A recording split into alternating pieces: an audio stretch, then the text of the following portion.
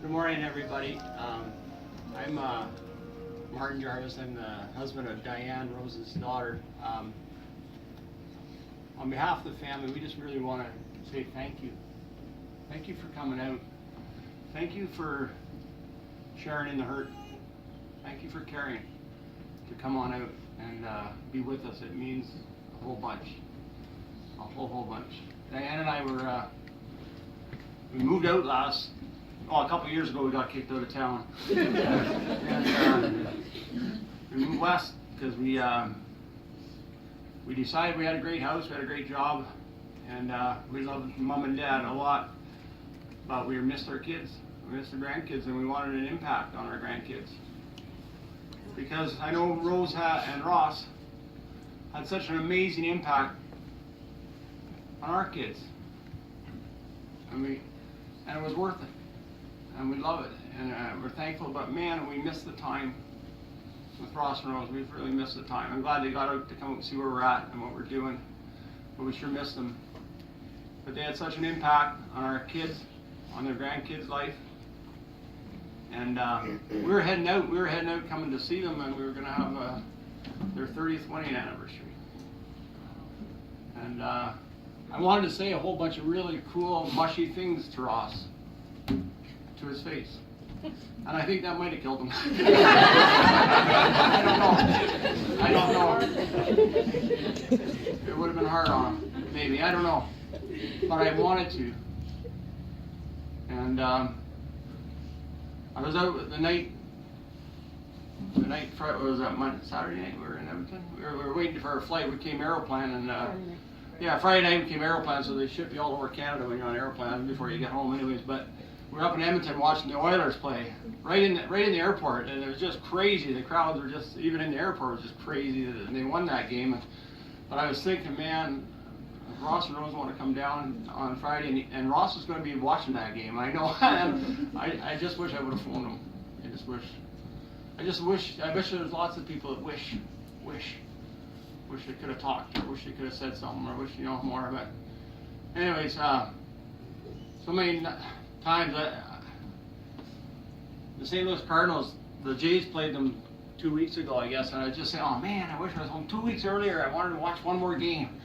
I wanted to watch a game with Ross, because I really enjoyed the games with Ross. He understood baseball. He understood hockey like so much. And what really was really cool with Ross, he learned how to do it without sound, because he hated the sound. He hated the commentary. He did. He says those commentators think it's them.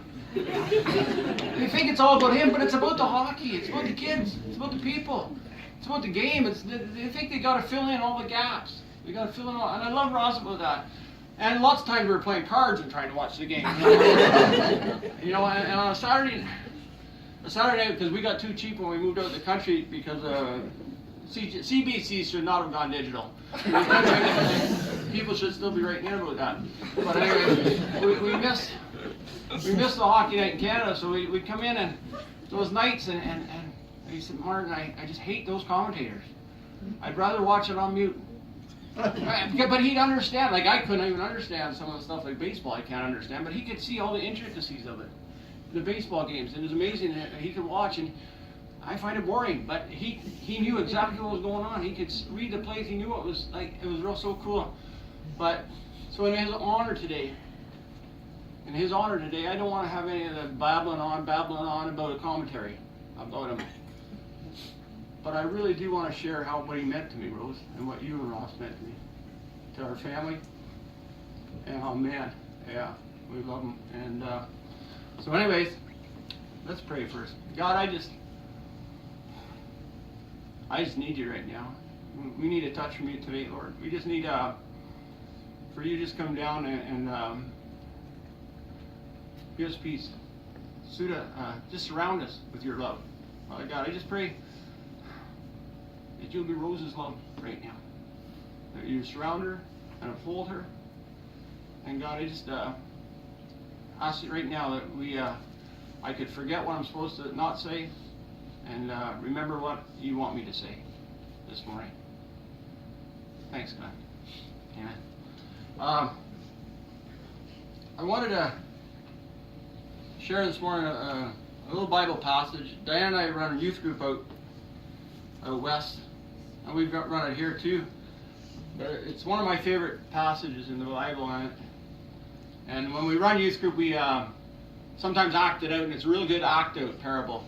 It's a really good acting out parable, and it's from the book of Luke, chapter 10, and I think it's kind of some of the stuff that probably Ross had trouble with, but you know Jesus had trouble with it too.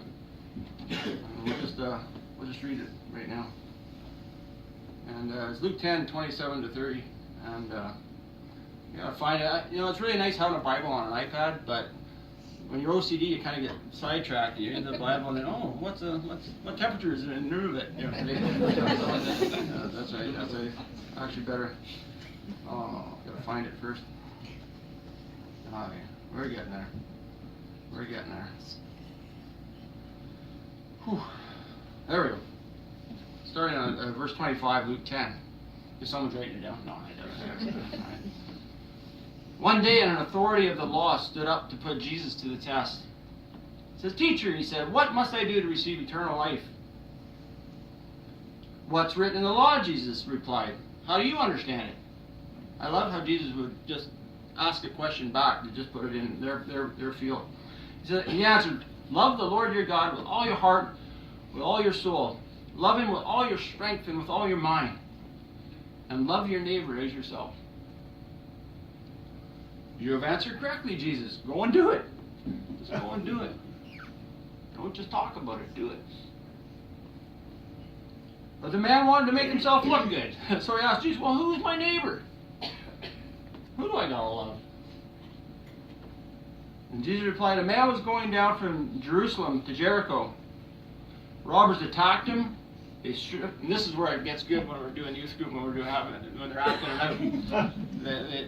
Especially when you got some guys on it. A man was going down from Jerusalem. The robbers attacked him. They stripped him off his clothes and beat him. And then they went away, leaving him almost dead. A priest happened to be going down the same road. When he saw the man, he passed by on the other side. Maybe going to a course on how to love people. I don't know what he was doing. Maybe he was going to do, I don't know what. He was pretty busy. Anyways. A Levite also came by. When he saw the man, he passed by on the other side, too. But a Samaritan came to the place where the man was. A Samaritan that despised him. Jews didn't like Samaritans.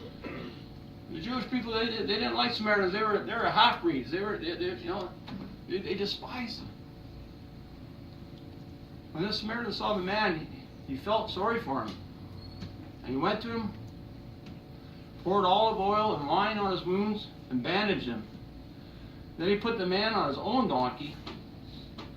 He took him to an inn and took care of him. The next day he took out 2 silver coins. He gave them to the owner of the inn. He said, "Take care of him," he said. "When I return, I will pay you back for any extra expense you may have." Anything. And then Jesus says to the authority, "Which of the 3 do you think was a neighbor to the man who was attacked by the robbers?" And the authority of the law replied, "The one who had mercy on him." The one who had mercy on him. And Jesus told him the same thing. He says, "Go and do as he did." Go and do as he did. I really like, how Jesus used the Samaritan, somebody that authority in the law would probably have despised, to teach him a little thing about love. And that was the biggest thing I wanted to talk about, and I'm going to talk about it later on. I'm going to let some other people talk about it. Of all the people I've known through my life, Ross McDonald has taught me more about love than a lot of people. About loving a wife more than I've ever seen in my life. And he had your back, you know. When you were mad, he was mad. When you were hurting, he was hurting. When people hurt you, he was mad. A little bit. But he had your back. And he loved, and if I can love as half your daughter as he loved you, Rose, as he loved you and showed us what it was all about. And you know what? There wasn't a crossword. Well, crossword, there would be a crossword. Maybe that's what he had to do, though, a lot of times. Maybe he printed out the crossword on the crossword instead of a crossword. Maybe, I don't know. But I'm going to come in at the end and just share a little bit more. And but I'd like to bring some of the people that know him well. We got to know him later in life. At 55 years old, there's this eligible bachelor that Rose fell in love with, and we were kind of concerned at first, like this guy's never been married, like he's set in his ways, like how's this gonna work? Yeah, because at the time we were 5 years married ourselves, and we're professional. We are the authorities in the law here, almost, when it comes to marriage. Boy, little do we know that we're not that great of authorities in law. And Ross taught us a lot, us men, about what it's like to love a woman. Anyways, I just want to share that, and I just want to get Sherwin Knight is Ross's sister Iris's son, and there's another beautiful lady, Iris. She would sit with our kids, and open the book with them and read The Night Before Christmas with them, and she was stone blind, and she'd read it and turn the pages all the right in order and everything else. And just a beautiful lady, and another, it was really cool when she was blind. We'd have her out, and a friend of ours, Jerry Boulder, actually brought us a Canada Goose, and we'd sit there with this Canada Goose, and it was full of pin feathers and dark and black and gross. And I remember that night, and Ross was there, and he was telling her everything's at 10 o'clock, 4 o'clock, and everything else, and we were looking at this goose, and it was disgusting. It was gross, but she was eating it right up because she was blind. She couldn't see it. Really good. And so, Sharon, I'll just get you to come on up and say a few words.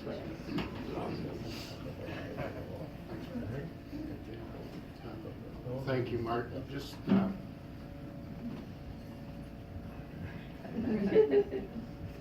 Just before I start, I have to explain something about this. Ross always, as many know, always had his pen holder in there, and always had a pen, and always had these cards. Now, years ago, back in the 60s, my grandmother used to take in boarders, and one of the boarders that was there was his name was Borpoon. He was an Asian fellow that works at Northern Telephone when they were first starting to bring in computers. And these are old cards that they used to put into the computers, and once they went in, they were no good anymore, so they put them in, it would do its thing, they take them out, and this Borpoon would always bring them home to my grandmother, and that because he thought they could probably use them because for different things, and I think he was more Scotch than Asian. but anyways, it fit well in with the McDonald part. And so that's where these came from, and I cannot imagine how many they were that he must have brought home, because as you can see, Ross is still using them. He used them for writing his grocery notes, for keeping track of the mileage on the car, and that. So I just wanted to share that before I got started. As Martin said, I'm Ross's nephew, and it's my pleasure to be able to say a few words about Ross. Ross was Ross. I don't know how he could be described any other way.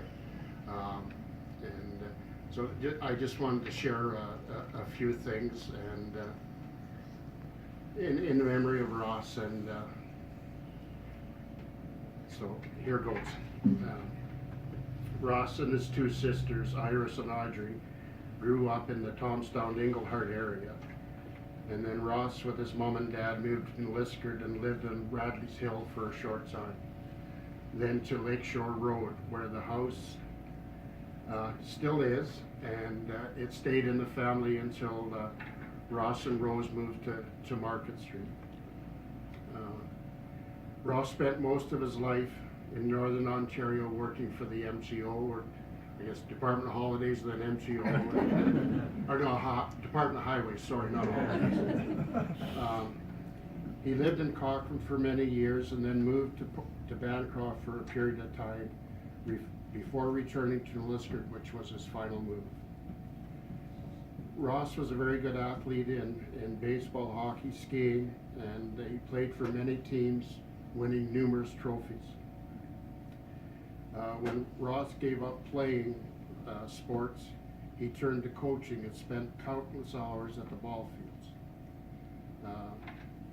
Many of the players here today. And he took many of those players under his wing and kept them busy and off the streets, teaching them the values of teamwork and what can be accomplished with hard work. As much as Ross was good for them, it also went the other way. It was also good for Ross as well. He took his teams to many tournaments out of town, as well as organizing a fastball tournament every summer in Liskeard for many years. In the winter, Ross was a permanent fixture behind the glass at the Shep, watching Cub games and practices, and also traveling to many of their out-of-town games with Jack Kincaid and Kai Palmer. The trio also traveled to Kirkland Lake and North Bay to watch junior games as well. Ross devoted over 30 years as a member of the Liskeard Cubs executive. So to say that Ross loves sports would be an understatement, as was evidenced by the two TVs in their living room, so he could watch multiple games at once.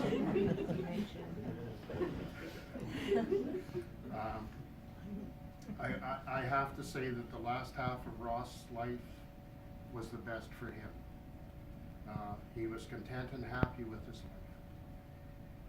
He and Rose made the perfect couple. And I'm glad that they had almost 30 years together.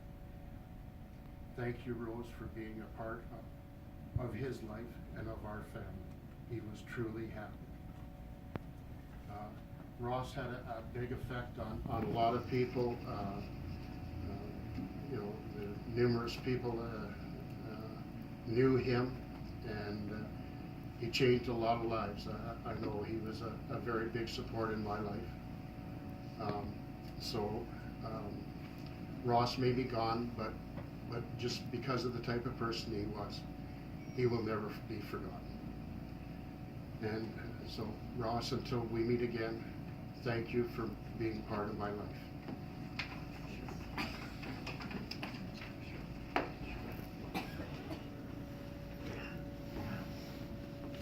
All right, that's that generation, nephew. I'd like to have Sue come on up and share a little bit. Sue is Rose's oldest daughter. And, oh, sorry. Thanks very much. Okay, I'm known to get up and speak when people pass, or, the class clown, and I decided that there was nothing I could say and I thought, 4 o'clock this morning, I said, well, I'm gonna say what I always say, so look out, everybody. Ross was a straight shooter, and so was I. Or am I? So I'm gonna read it, and I'm not well spoken like the rest of them, so please bear with me. This weekend, our area lost one of the good guys. Yes, sir, Ross Douglas was definitely a good one. Good memories are plenty.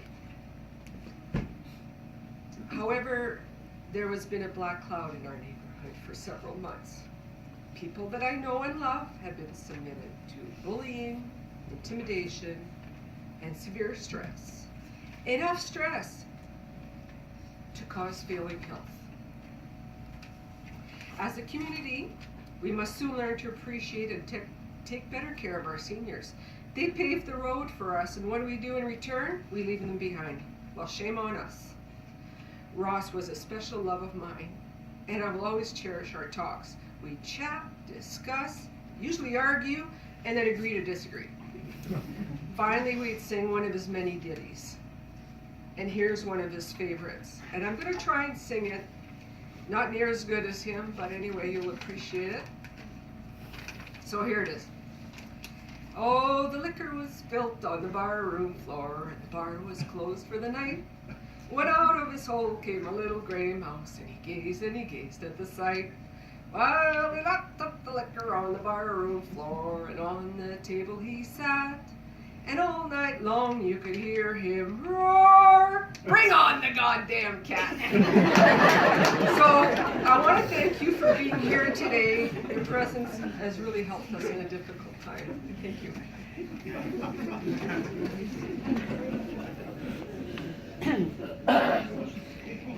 Mars, can you sing better now? Or? I guarantee you I can. Go on, Mars.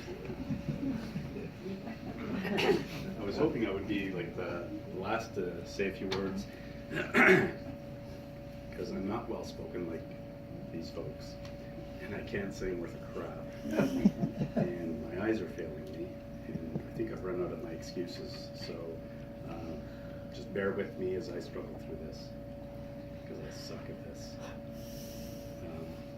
Ross McDonald, and I'm just going to read it because I don't ad-lib as well as certainly anywhere near what Martin does.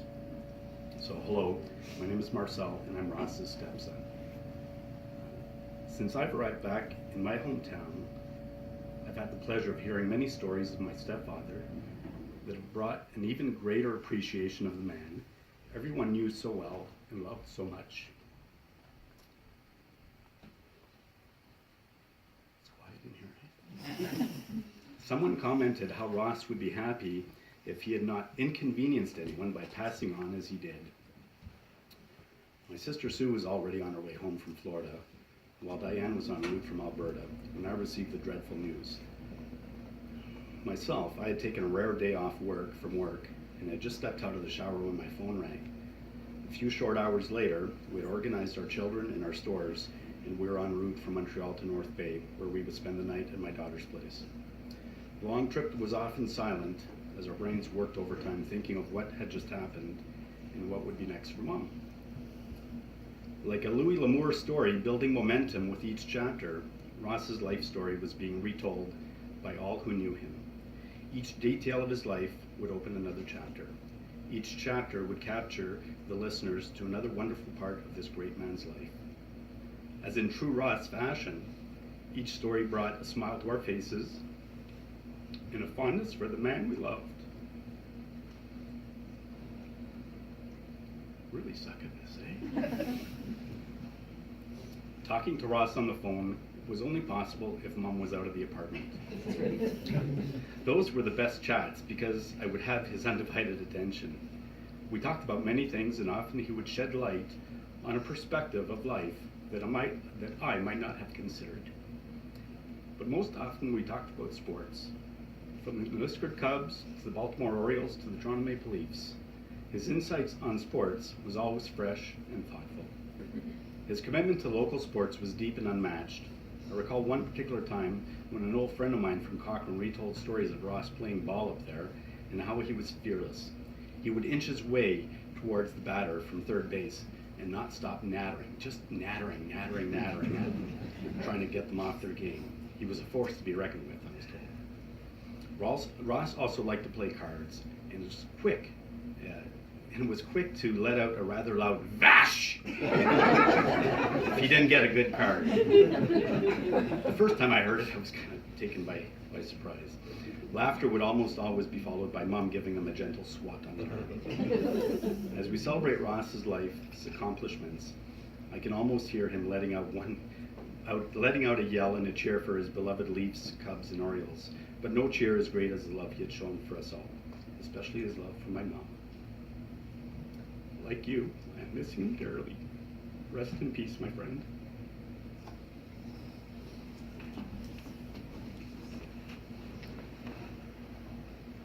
If you get two queens at Bertha, there's be a Vash. That's right, that's right. Right on. Thanks, Mars. Thanks a lot. Yeah, like I said, we came back, we went west for the grandkids. We wanted to have an impact on our grandkids like you guys had for us. I know it was hard when we moved on for my mom too, but she realized too that she had that chance to be with her grandkids, to be with her kids. And it wasn't just a phone call away or a Skype or see you once every 2 years or whatever. You could have an impact, and they would call you Pa, and they would call you Mama and the Mayor. And it's pretty special, pretty special. And our grandkids, I know my kids and Sue's kids have been really blessed to have an awesome grandma and grandpa. Grandma and grandpa. And I like maybe Kurt to come up first.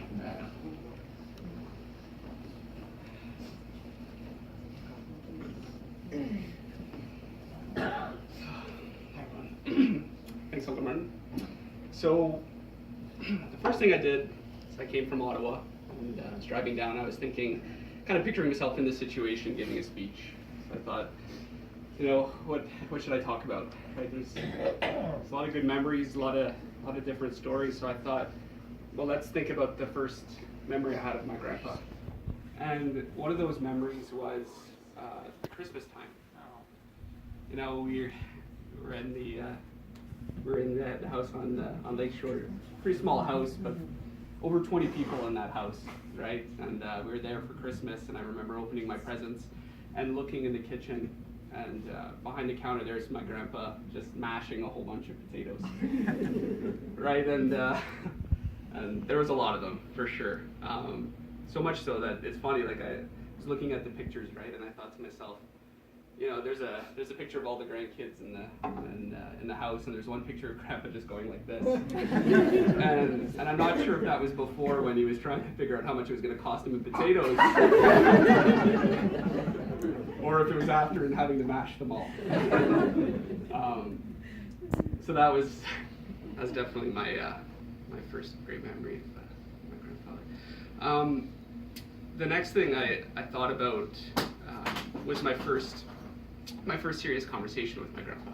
My Uncle Martin said that you know, he's always had your back, and for sure I've been known to play the violin myself, and I remember sitting with him and talking to him about everything I had going on in my life, just you know, playing hockey and all the homework, and just kind of going on a rant about how I was so busy, and wasn't really quite sure what my grandpa was going to say. And all of a sudden he went on a rant himself and started talking about how it was unfair that kids had homework after school.